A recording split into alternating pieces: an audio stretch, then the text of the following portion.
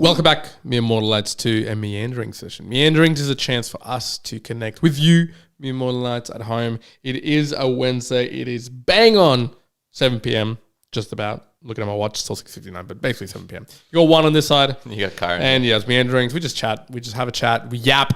Hopefully with a little bit more of an effective philosophy around things that are happening in the world, what we're seeing around us, things that are of interest, things that are going on.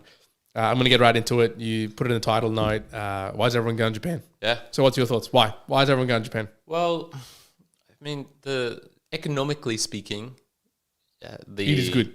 The yen has fallen pretty hard against basically everything else. So Correct. if you go there, it should be cheaper for you. So you buy yen and I'll give you some examples. For this is going to be an Australian market, so obviously may correspond to a few other places like in America or in other places where people listen to us. But if you go to Woolies or Coles and you want to go buy yourself a little coffee, a nice coffee, like a breaker or something like that, that might be $4.50, $5. Currently in Japan, you get them for $1.30. $1.30, $1.50. The most expensive one you're paying, it's probably $2. That's as heavy as it goes. Sandwiches, so those pre-packaged sandwiches, you can get them for around $6, $7.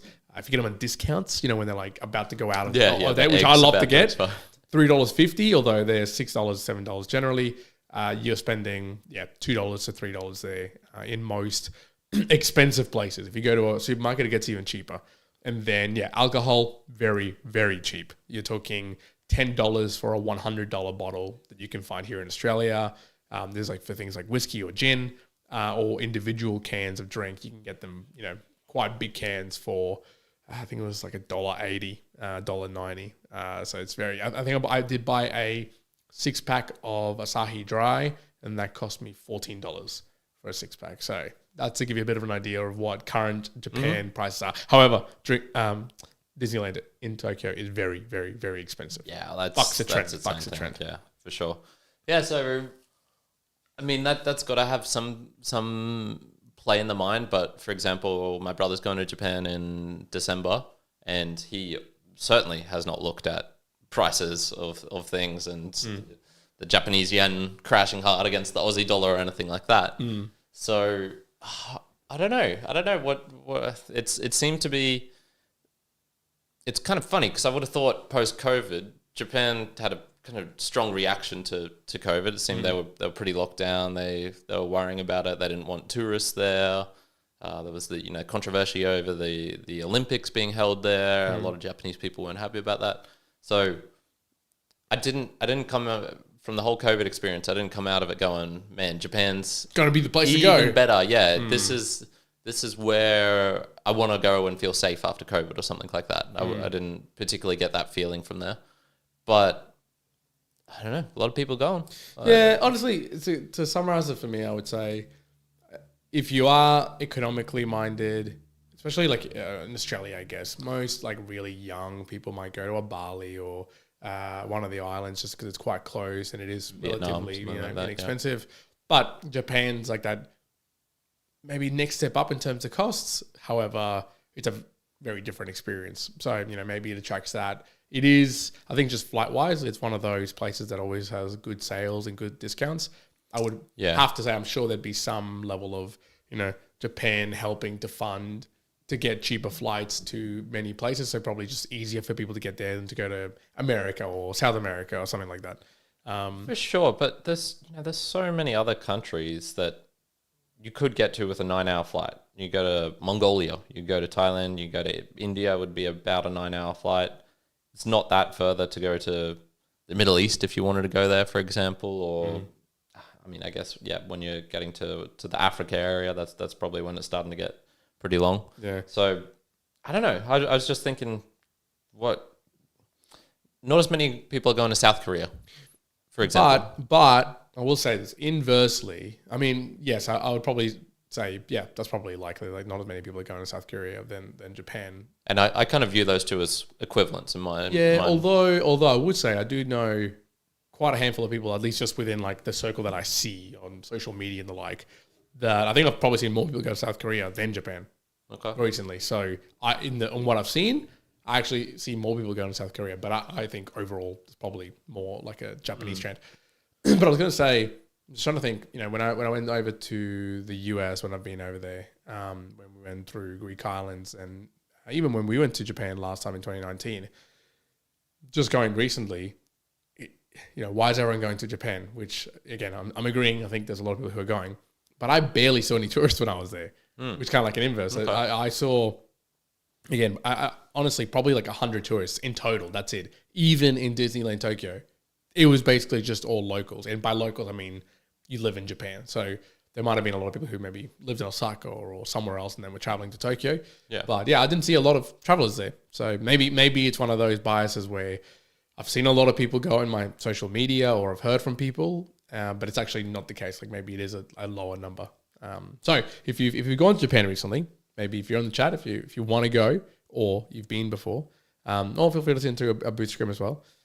Why did you go, or why would you want to go? Like, what's the actual reasons? I'd be interested to see why people go. For me, this time around, it's not like, I wouldn't say it's like a widely known, but if you Google it and from talking to people, you can often find, oh yeah, Japan's a really good place to take a young family. They're good with baby. I've got a photo of, in every toilet, just about every toilet, both male and female, they've got a little holder area for your kids, so you can actually sit them down into this little. So that wasn't in the parents' room. That was in every single toilet. Yeah, so they have a parents' room, but then they have changing rooms in both males and females, and within toilets they have little holding areas so you can put them into. You essentially slide their legs through two holes and just kind of like sits them up like if they'd be on a high chair, and yeah, so it's quite kid friendly in a lot of places. From what I could remember last time from talking to people, a lot of like, but you will have challenges around, they don't have too many elevators and there's a lot of stairs. And I would challenge that. I would challenge that in the sense that at first glance, it looks like there's not a lot of elevators, but if you actually look closely, they do have quite an ample find of elevators for prams and the like. You just have to walk quite a far distance to find them to get to the certain places. But yeah, it'd be cool. I'd be interested to understand, what the reasonings are for other people. Yeah. So it's been 5 years since you were last back. Have you noticed any differences? No, not really. Like, I was kind of saying to you, food-wise, it was basically like what it was when we were in 2019. So it just felt cheaper, even though it kind of remained the same. But I can call about Nara, Osaka Castle, quite a few places in Osaka, some of the food places that we went to, Shibuya Crossing, the Starbucks above Shibuya Crossing, all those places that we went 5 years ago, I was there, and it was almost like there was not a single thing changed. I was like, this is exactly the same, which in part is probably what makes it really cool. Like it is that's the characteristic of Japan. That exact feeling, I got it once again. So there wasn't anything new. There wasn't anything that I was like, they now do this or there's a difference. No, it's like, there's Japan. It was like a very trusted, comforting experience that when I was there, I was kind of like almost guiding around our family and being like, hey, we can go do this and that's going to be there. And it was sure enough, there it is. Same thing with the train lines. It wasn't a surprise at all, seeing the things. And the go-karting still, going around so you can see them. Yeah, so quite a few of them going around, and that brought back memories of pulling up to Shibuya Crossing and like evening and me doing that wheelie and stuff like that. I was like, oh man, that was like peak of my life. There's nothing's getting better than that. You did hear that correctly. Juan attempted a wheelie in a go-kart. I tried to do a wheelie, Shibuya Crossing. The lights were red. All I could see around me was just like photos going off and flashes everywhere. It was really, really good. So what he does for his wheelie is, because the go-karts, there's no bottom, there's no floor on them, so you can just put your legs through and down. And so Juan just, heaved up I don't know, how much do those things weigh, do you think? I don't know. I'll tell you 80. Like 20, 30 kilos? No, maybe it have to be more. Way more than that. Yeah. Man. I would have said 80 kilos. Yeah, maybe 80 kilos, and someone's picking up like half, it'd be about 40 kilos. Yeah, actually, it could even be more, into the like low hundreds or something. There's a lot of metal. Someone tell me. Someone. How much does a go-kart weigh? Because I have no idea. Yeah. Anyway. Yeah, it was good. There was a lot of reminiscing of our own trip in this trip, but then going with family. So it was like that kind of surreal but cool experience. But yeah, not much has changed. Was there any effects from COVID that you saw, or none? Zero. There was nothing. Like I didn't see anything about COVID. I didn't see anything. There was in one of the Airbnbs that we stayed, there was some notes of like, hey, you have to do this with your mask and you have to do that. But it was towards the tail end of the page, and I didn't see anybody that actually was like they all wear masks, but they've done that for for a very long time. They were doing that COVID. when we So were there. Yeah. no, nothing that evidently changed the way of life. So Cool. maybe it did change, but now it's been enough time that it's kind of reverted back now to what it used to be. Yeah, which is good. which Like, makes I'm glad that we've done that. For sure. So how would you rate your trip overall? Was it a success? I'd probably say 8 good chicken wings out of 10. Like it was pretty good. It was pretty good. I was disappointed that this time around there wasn't as much good food in the Lawsons and the 7-Elevens and the Family Mart. I don't know if it was the expectation that we had when we ate last time. so many good dogs when we were there. I don't know if it was because that or we like tried every single possible dessert that existed in these places. But when I was going through, it was good and it was exciting, but I was like, oh, isn't there more things like something different? So there was a little bit of that. But overall, like it was everything about it. The other probably thing that takes it off from going towards more of a 10 is, just carrying around baby stuff. That is not fun. So whoever traveling with a baby, fine. Experiencing travels with a baby, you're at a location and you're seeing them walk around and you're seeing things either for the first time or together, or you're sharing, life like that. That's really cool. Carrying a cot on your back and suitcases and a crying baby at 11 p.m. That's not fun. That's not going to be a good time no matter what you say to me. So there was a bit of that as well. So that's obviously it's a hard thing to deal with. But overall, man, it was good. Okay, 8 good chicken wings out of 10. Excellent. Yeah. That's a great great success. Now I've got a piece I wanted to talk to you about, which was monthly note. Well, so we do monthly goals, right? And I wanted to get the feedback as well from the Immortalites at home. If you think this would be a good idea, again, if we want to do it or not, I'm thinking about doing it. So you talked a bit about a few months ago of kind of doing sessions where you're a little bit more just live, you're interacting with people if they come on, but you're talking either about fitness or you're talking about what you're doing in your day, etc. Right? Just to kind of be more online for people to come and be available. So one of the extra things that I was thinking about potentially producing for the podcast was I already do my daily journal notes. Like that's never going to change. I'm still going to do that. Don't have to change the structure, etc. But what I have been doing for the last maybe 7 or 8 months is what I do is I take all of those notes, I summarize it, and then from that summarization, I get for the month, what were some of like the key call outs, what were some of the big learnings, what were some of the big mistakes, what are like the effective philosophies that I could pull out from this and move forward. And so I'm kind of already doing that and summarizing them up. And I go, if I'm already doing all this, I wonder if it would be beneficial to just share it with people, aka, we're doing our monthly goals, but maybe at a similar time around that monthly time frame, I might just do a recap of June 2024, like the learnings from June 2024, which is it's very different actually now that I think about it. But yeah, so it's just more of a case of, hey, I'm playing back the lessons that I sort of picked out from the month that was. And it's very easy for me to create that because I've already got the content. Like I'm already writing it down. It literally would just be get on the mic, talk through the things. That's it. See if it's valuable. So the Immortalites at home, if you think that's a valuable thing, let me know. I'll definitely do it. So what were you thinking for that? On YouTube, on Instagram, on how would you go live? As up normals, yeah. So, well, that's a good point. Maybe live. Maybe live. Yeah. So like just doing it in a similar fashion that you would do with your book reviews, going live with that one. So it's very like low touch, very just quick to market, I guess it'd be out. And similarly doing that live on the audio platforms as well. So, now that I'm thinking about it, that's probably the path that I would do with it. Yeah. Okay. Yeah. Yeah. I suppose that transitions nicely just into kind of what we've been up to and the direction of the podcast, if you want to call it like that. Yep. And yeah, if you listen to the monthly goals, but I basically just don't really want to do that much for actually probably for the first time ever. I had a thought this last month of going like, why am I doing the podcast? It was probably the first time I've had a real one. I've had times where I'm just like, I don't know if I could be asked creating this thing today, doing this thing. And that's usually just a small thing here and there.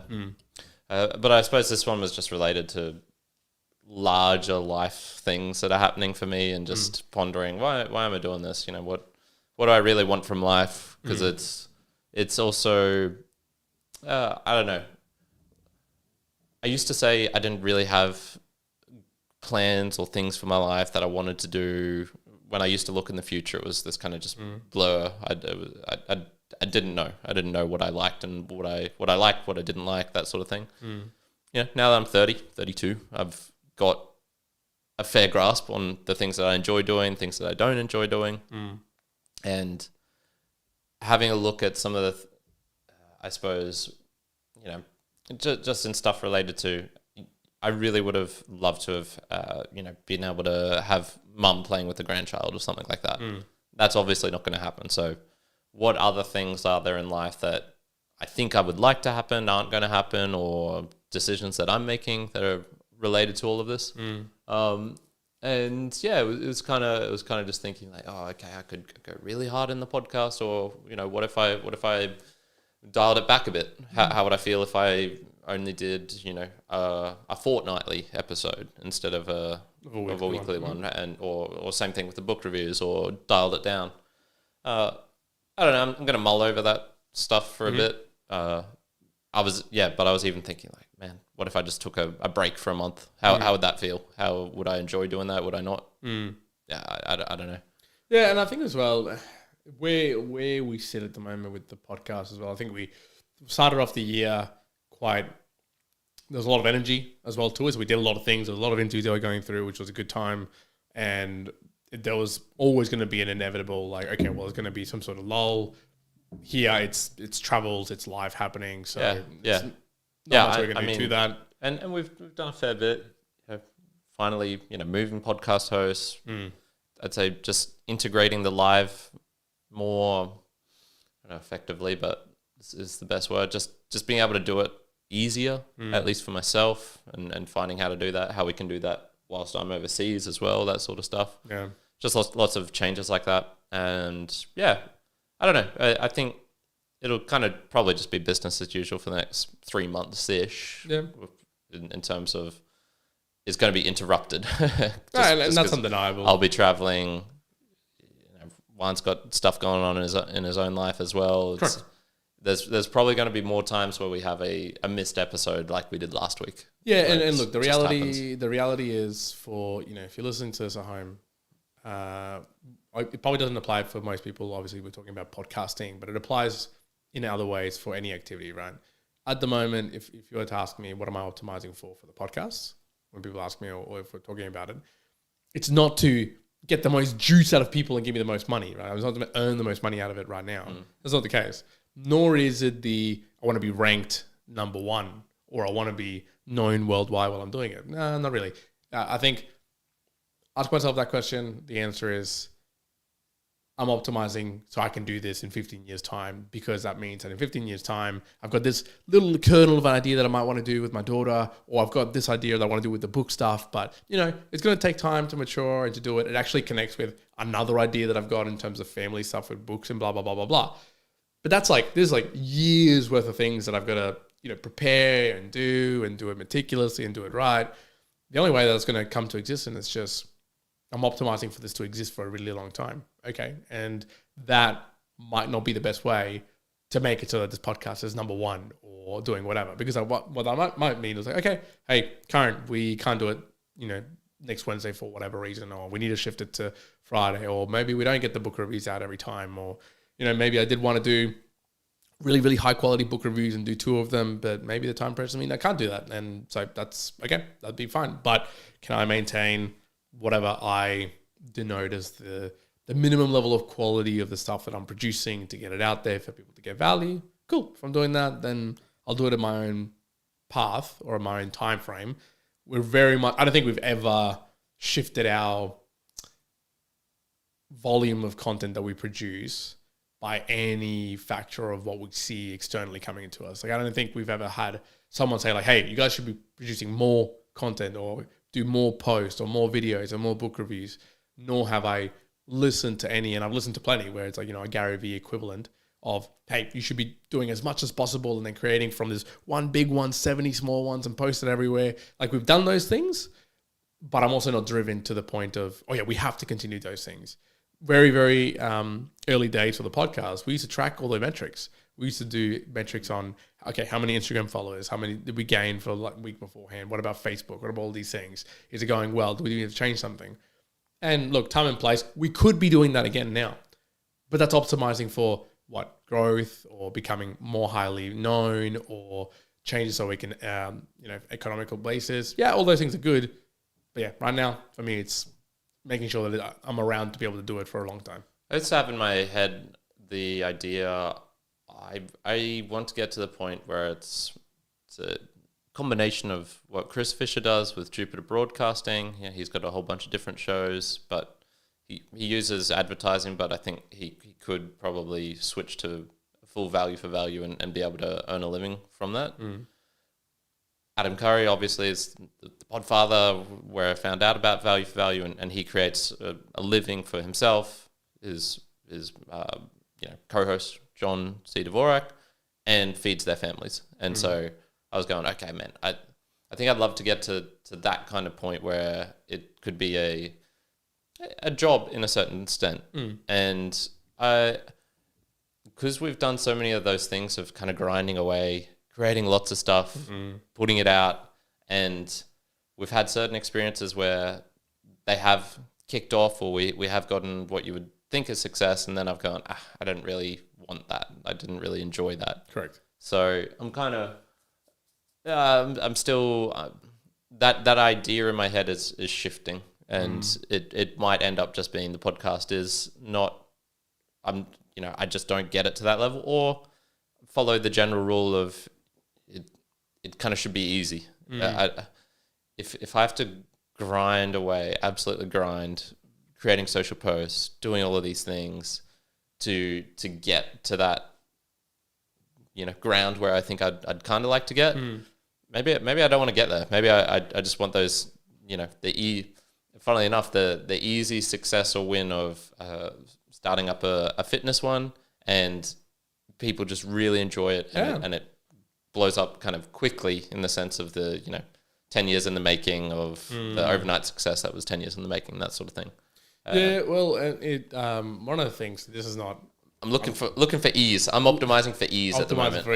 It's like paraphrasing as much as possible, because I can't even remember exactly how he said it, but I know Chris Williamson over the last couple of months, one of the things that he sometimes talks about is he, to get the podcast to be like, the best podcast it can possibly be, or be ranked the top one, how much effort, or is it, he's kind of asking himself, is it worth the suffering and kind of moving away the happiness? Like, is it worth it to actually fuck the happiness and put in whatever pain and thing you need to achieve that top ranking? Because maybe from that you're going to get this great feeling from it, or you're going to get this great achievement, and it's cool, you like landed.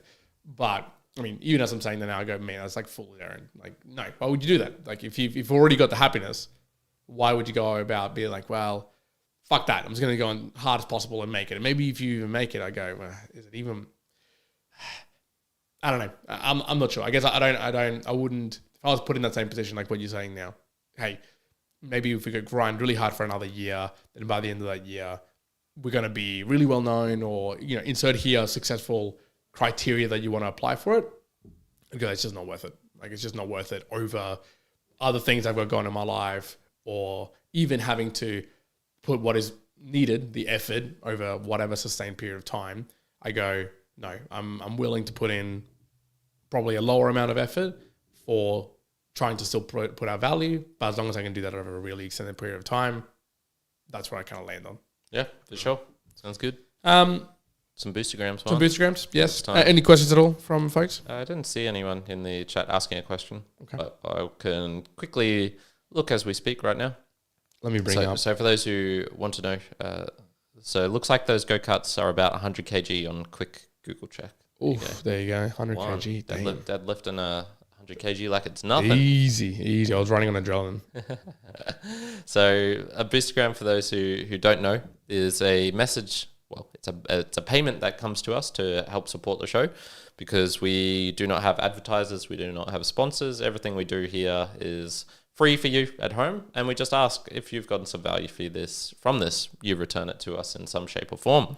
And this is one of the ways you can do this monetarily. If you go to meremortalspodcast.com/support, I've got a section there outlining why you would maybe want to do this, how you can do this, and a couple of apps that you can use, some links, some handy little things. And one's going to read off some support that we got with the messages that were attached to it. So we got 3 since the last time we've actually done this. So 2 weeks gap. Correct. And it's very evident as well when I'm looking at it. This was like May 21st, May 22nd. But as soon as you kind of stop, posting, that's it. It kind of goes, because you have to be present in this space, which, as I'm looking at it, it's like even more the reason to do things that are, being available and trying to give value and making it as easy as possible. So you're always just consistently there and present. But we got one from Petar. He said, I've always wanted to see a sumo match in person, 2,222 sets sent using Fountain.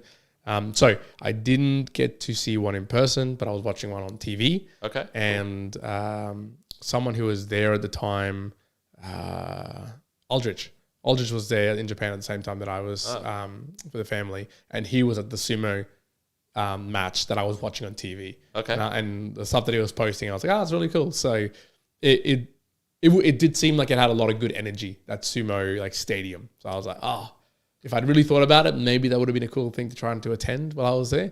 So seeing it at least on TV was kind of cool. Just all the little things that would pop up on the matches and stuff like that. So maybe if there was another time where I went back, maybe I'd have to really think about doing a sumo match. And that was 2,222 sets using Fountain. Quack. There's Roa Ducks there. I promised that I would get you to tell the story of your sumo match. Yes. Okay. So that was in Melbourne. Correct. In Melbourne. So there was an individual in Melbourne. This is 2019 as well. And he's one of those street performers. He was kind of a trainee at one of these sumo places. Yeah. He wasn't a huge guy. So don't think of like a massive sumo guy. He was, think of, I would say maybe he was taller than you, I'm pretty sure. So a 5'10", 5'11" guy. He was strong. He had big arms and solid trunk. Yeah, he was like a solid. He was a solid looking guy. Don't think like he wasn't rotund. Yeah, like a sumo wrestler, but he was solid. He wasn't fat. Yeah, he wasn't fat, but he was like solid. There was a lot of muscle on him. Yeah. So that I can't remember what it was. Was it like $20 or $50? It was $50. It was $50 to verse him in a match of basically just a sumo match. And I remember we were walking around. I was like, oh, come on, I got to try this out. And I do remember there was enough people like around us who, I think the one person actually put up a $50. They were like, oh, I'll pay it. Yeah. So ended up going in the ring with him. Now, my mistake, I was wearing socks. If I wasn't wearing socks, I think I would have bested him.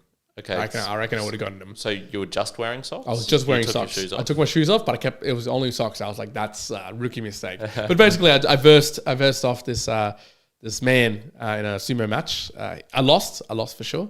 He was able to. It was just, they were just pushing each other. There was a ring of, I don't know, diameter of what, 3-4 meters? Yeah, something like 3 meters. It was a pretty small ring. Yeah, it wasn't too big, and it was really cool watching him because you could see the technique where he's pushing against one, and he's kind of he wasn't commentating, but he was making the noises where the referees normally are shouting and they're saying something like da da da da da da da da da da da da, and he was making these noises. And there was a bit where it looked like one was going okay. Yep. And then he was very very quick dodging onto the sides. Now I didn't realize this, and maybe this is not correct. If someone actually knows about sumo wrestling, maybe correct me here.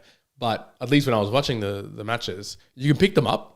Like you can actually pick people up. Yeah. So I imagine it's not also slap them as hard as you want in the face. Oh, really? Yeah. Oh, damn. A lot of times they'll have the knuckles on the ground and they kind of, the fighting stance to start with. So kind of crouched over, knuckles on the ground like a gorilla mode. Yeah, gorilla.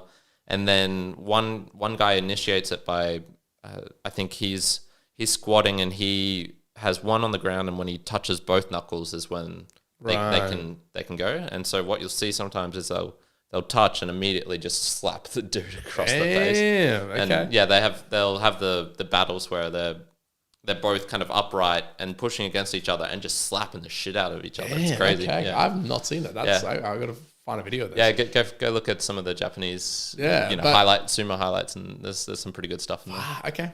I gotta go do that. But you didn't know you could have lifted that guy. Well, I didn't know you could lift the guy. Like, I'm assuming you can't just full wrestle, like, toss the freaking person onto the head. You can, yeah. Maybe you can. Okay, well, because I was like, if I'd known that, I would have just picked them straight up. I would have just been like, oh, dude, I can pick you up. But I didn't know. But perhaps I'm even saying that, and maybe he knew like there was a technique that was going to get me. That if I did that, then he was going to pull me across. Yeah. In any case, I lost this particular sumo wrestler. Yeah. Obviously, I wasn't trained up enough. So. it was rather funny. I think there's a video somewhere. Yeah, I don't know who has. Maybe I've got it. It's in a WhatsApp group or something like that. But if we can locate that video, we might throw it up onto just some socials, and Discord, just as an easy watch. Yeah. So thank you very much, Peter. Thank you, Peter. Nick sent you through just a couple of love hearts, 3,333 sats. He sent a really lovely message. Just email to yourself. So, yep. So thank you for that, Nick. And then Cole McCormick sent through a row of ducks, 2,222 sats and using fountain. He says, "Why is Japan the mecca of cool things?" There was a lot of cool things there. Like, we stumbled upon. We didn't go into many stores at all. You know how like when we went to all the stores. We went to the sex shop. We went to the claw machine place. We went to the we went to a heap of places. Quixote. So I went to basically like no shops at all. There was like no shops really because they're really quite tied. So either we had the pram or I'm carrying Vienna. I've got a backpack. Going in there, it's hard to do a lot of things in there. So we went to many shops, but there was one particular shop we went into just because there was like a gaming one, and I thought, maybe they have like some Pokemon cards to go up to the top level to go see it. And just by mistake, we ended up going to a few of the floors as we were trying to get there. And everything, it was just like lots of little cool things from gadgets, robots. Gadgets, or just very specific like ramen noodle soup. So it was like a soup spoon for ramen, but it had little fork ends at the very end of it. So yeah, it's like very cool stuff like that. Just different. I guess it's just more very, very Japanese. Like when you say something like, that's like very Japanese, you understand that. I don't think you can, when it comes to items, I don't think it applies to be like, it's very Australian. Like I wouldn't say that, but it definitely applies when you say like, it's like a very Japanese thing. Their craftsmanship's good. They know their way around. I don't know if you've seen any of those videos of the Japanese locks where they basically, they'll have two wood pieces being inserted and they form a hole in the middle where you drive in another smaller piece of wood and it basically just locks everything in place. So you can create all these awesome, unique joints. And I imagine they do this with a lot of their more older houses made of wood and stuff. They don't need nails. They can just create this structure that is super rock solid. And without the use of them. Yeah, and it's just all these intricate joints and the finest craftsmanship of getting it millimeter perfect to be able to line it up. Yeah. But and even there was outside of the Tokyo Zoo, Ueno Zoo, there was a market that was being set up, and we were just walking around just to have a bit of a look and feel. And then once it fully opened, it was a book market, so it was just lots of books. But even like every single book that was on this market was just like all of them looked beautiful. It was like beautifully lined up. Every single one of them looked like, that'd be like a cool book. So that, and then next to the side of that, they also had like heaps of bonsai trees that either was on display or they were doing like a championship on the best one. And all of them were beautifully attended to. And the people who were taking care of them were just like meticulously cleaning them and giving them the water and stuff like that. So yeah, it's got a lot of cool stuff. There's a lot of things that you walk around Japan and you're like, that's cool. This is cool. That's cool. There was a lot of things that we want actually. I remember before going to Japan, I wanted to do. I was like, we should go to the cat cafe or the capybara cafe, and we just didn't even do them because, well, one, I forgot, but there's just enough cool things going around there. Like, it's got lots of things. Yeah, for sure. I can't remember if I've said this story, but I once was looking into buying a bonsai tree. So I was still playing soccer, so I must have been 18, 19, something like that. And there was actually a bonsai place right near a soccer field that I was having an away game at, and it was kind of out of the way. So I made extra special plans like, I'm going to go there this day and this. So I was really excited. I don't know what it was. I just thought, man, having a bonsai tree would be cool. This was when I was in a period where I thought that having some cool stuff would make me cool as well, or something like that. Okay. There was a website. It was something called, similar to 1,000 Cool Things, or that was roughly the name of it, where it was just there'd be decanters for whiskey in a skull shape. I went, oh, I could get that thing. That looks really cool. Looks cool, yeah. And then by assimilation, then people will think I'm cool. Yeah, or an umbrella with the handle as a samurai sword. I remember. Yeah.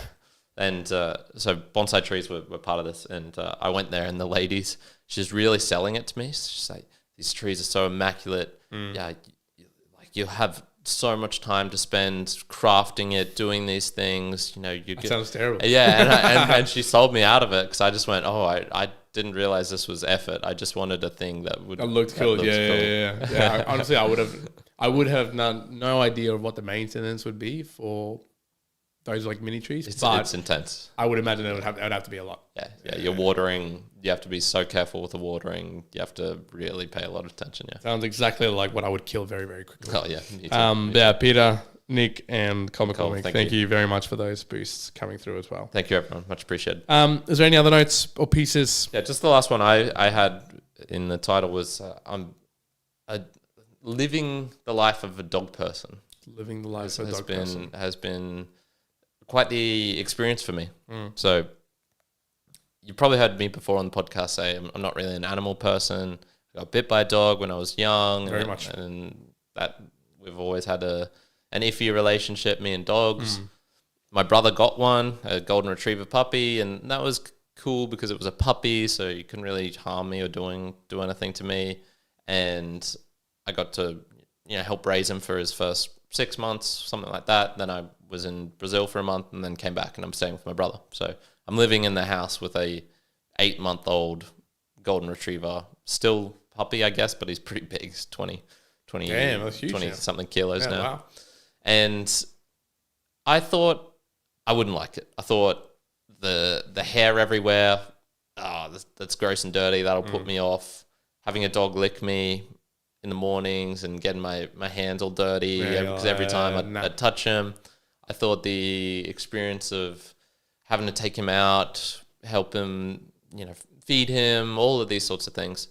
My brother's largely been doing it, so because I've just been living there, but I'll look after Butters when he goes out sometime in the evening.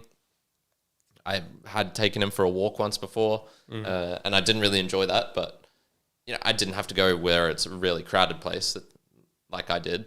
So it's been interesting doing all of that and going, you know what, I could handle this. Would I want a dog for myself? Ooh, okay. I don't know. I don't think I've got the personality type to really, really enjoy it. So my brother loves having a dog. He spends so much time teaching him tricks, playing. So he just sent through a video. I haven't watched it yet of a new trick. I would not do that. He'll have him in the bed. He'll have him. What did he do the other night? He was helping my dad water blast the driveway. Butters was with him for 4 or 5 hours. They were just water blasting and doing. Butters was just playing around. Yeah, playing around, getting wet. And they get home, and then Prentice goes, I'm going to take him out for a walk. And so they go for a 2-hour walk through Southland. And I just went, man, I would not have the energy to do that after a full day of basically working, water blasting, and just being gross and grimy. Yeah, no. So he still stays out of the room. I don't allow him into my room. Okay, not into your haven.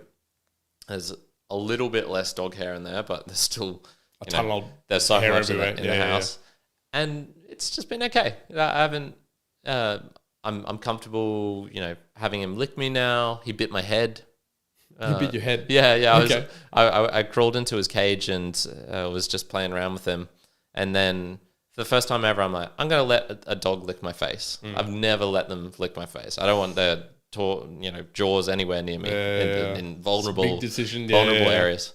But I went, okay, I'll let this happen because I just had a workout, so I was sweaty and salty. Yeah, so go on, have a feast. Yeah, so he was licking my face, and man, he went crazy. He got so excited that in his licking, he basically scraped his fangs across the top of my head and basically bit my head. So and whilst I reprimanded him for that, I was like, bad boy, don't bite my head. It was kind of okay. You were Yeah. okay. Yeah. I went, it wasn't too bad. So I can put my hand in his mouth and all sorts of things. So it's am I a dog person now?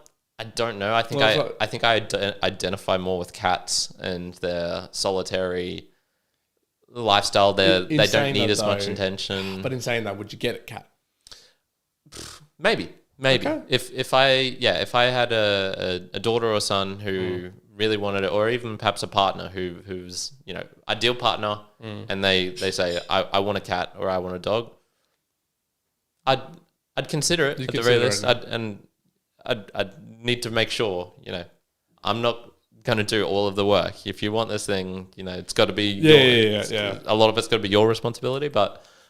Helping out and sharing responsibility hasn't been too bad. Yeah, because I'd be very similar. If I don't think I'd ever, if I was on my own, I would never just purchase a dog to have for myself. No way. There's no way. I'm okay with having it with with a partner because you have a dog. Yeah, exactly. So and I'm fine when you're sharing responsibilities and there's more than just yourself looking after them.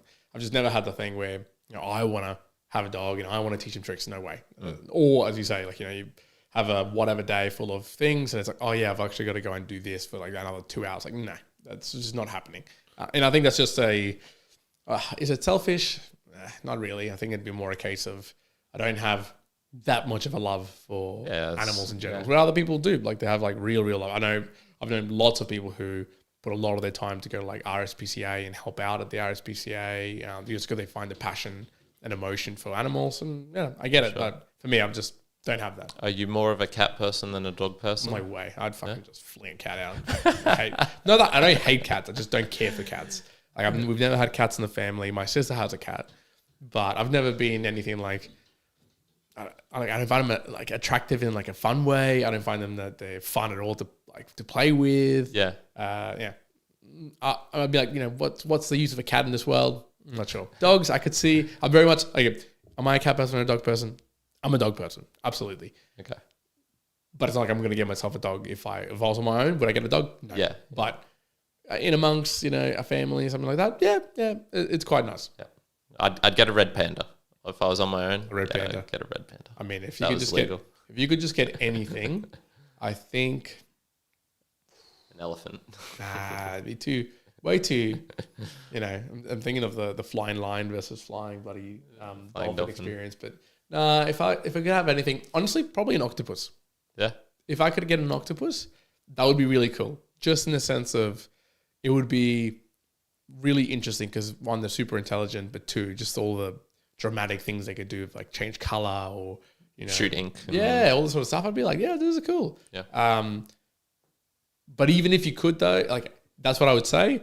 But I would feel, and I think I have the sense with a lot of animals, and maybe it might be the reason why I don't want to have pets. Normally if I was on my own, it kind of feels a little bit, I'm keeping this octopus or I'm keeping this fish in this little tiny tank that they can't get out of, or I'm keeping, a dog just in this balcony or just in this little area. Backyard, yeah. And I go man, I wish I could give them bigger space or walks and all this, but I can't, I don't want to.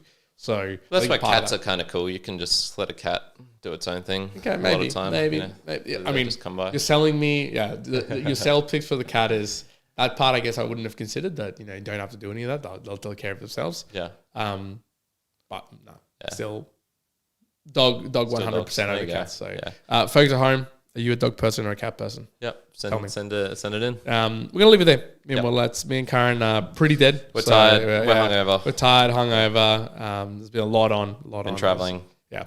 Sydney plenty, and back. Plenty on.